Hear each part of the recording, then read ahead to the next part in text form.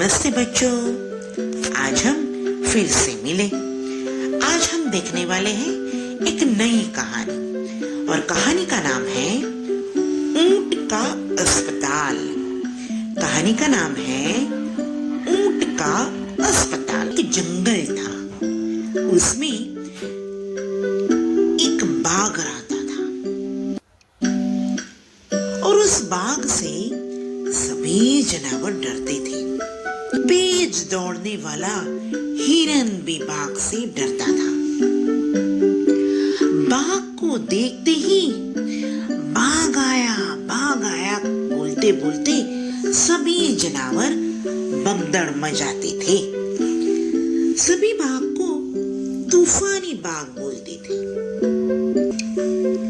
एक दिन की बात है, तूफानी बाघ हिरन के पीछे दौड़ा और हिरन तो तेज भागते दौड़ते तूफानी बाघ से आगे निकल गया और तूफानी बाघ धड़ाम से गिर पड़ा और उसके घुटने भी छिल गए।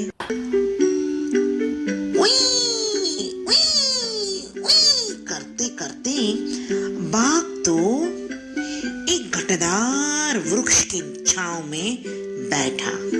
वहां तो डमरू ऊंट का अस्पताल था।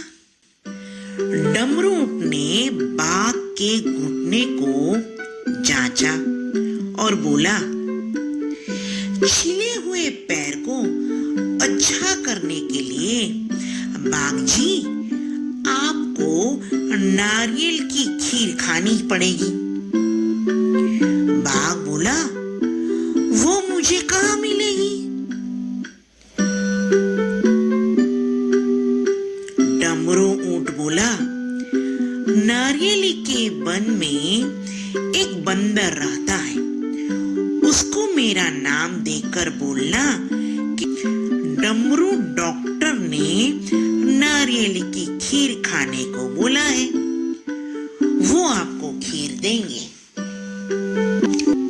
बाघ तो बंदर के पास नारियल के खेत में गया। बंदर तो गुलाट लगाकर ठहाके लगा रहा था। बाघ ने सब बातें बंदर को बताई। बंदर समझ गया और उसने बाघ को बोला, नारियल की खीर बनाना मुझे तो आता है, अभी बना के देता हूं। बंदर ने तो नारियल तोड़े, खीर बनाई और उसमें नारियल के छिलके भी डाल दिए। बाघ तो खीर खाकर बहुत प्रसन्न हुआ और वहां से निकला। रास्ते में उसे दांत में कुछ चुभ रहा है ऐसा लगा और बाघ के दांत में तो नारियल के छिलके घुस गए थे। इस खीर से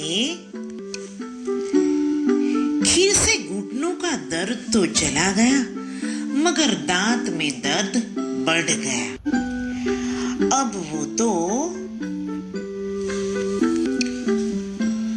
और मुंह भी सूज गया। वो तो फिर से डमरू ऊंट के पास गया।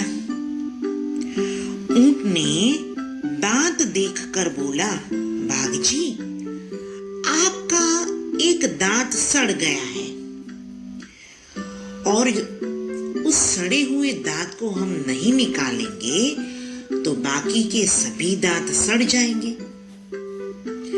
और आपको तो ज्यादा दर्द होगा। बाघ ने बोला, तो ठीक है, वो सड़ा हुआ दांत आप निकाल दीजिए।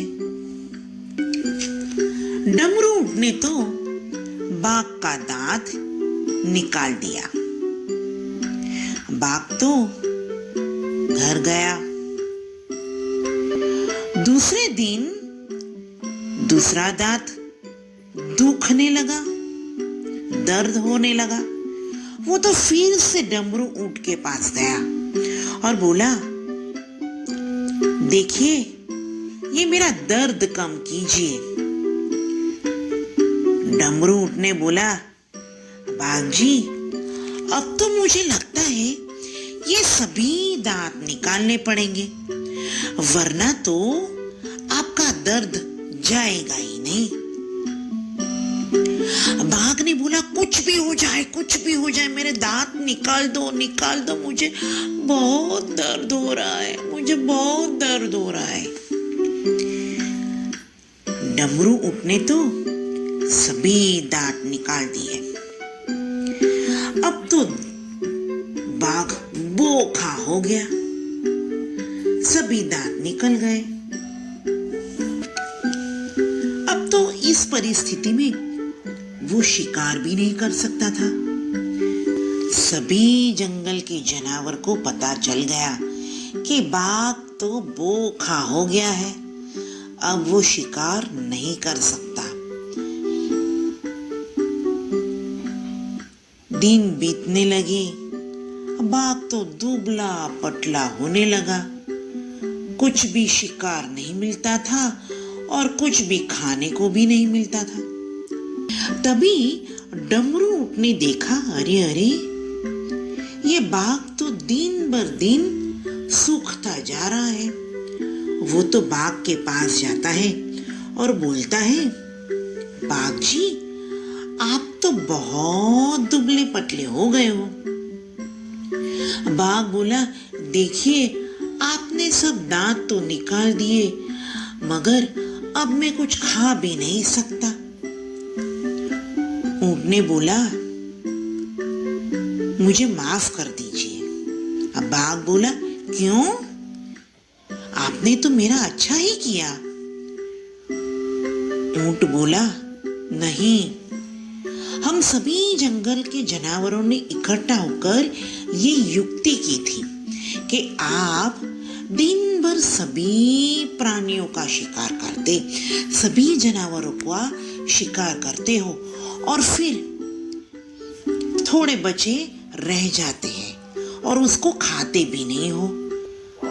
इसलिए जो बेचारे निर्दोष है वो भी मर जाते हैं। इसीलिए सबक सिखाने के लिए हमने आपके साथ ये युक्ति की थी, आपके सभी दांत ही निकाल दिए। मगर आपको देखकर तो मुझे परेशानी हुई, मगर आपको देखकर तो मुझे लगता है कि हमने आपके साथ गलत किया। बाघ बोला, अब क्या हो सकता है? डमरू ऊंट बोला, फिक्र मत करो, मेरे पास इसका भी इलाज है। मैं आपके नकली दांत बना दूंगा और फिर वो आप पहनना और फिर से आप खाने लगोगे और आपकी तबीयत भी अच्छी हो जाएगी। बाघ तो खुश हो गया और सभी जानवरों से माफी मांगी कि मैं अब मुझे जितनी जरूरत होगी उतना ही शिकार करके खाऊंगा। सभी जानवर खुश हो गए और फिर खुशखुशाल जीवन व्यतीत करने लगे।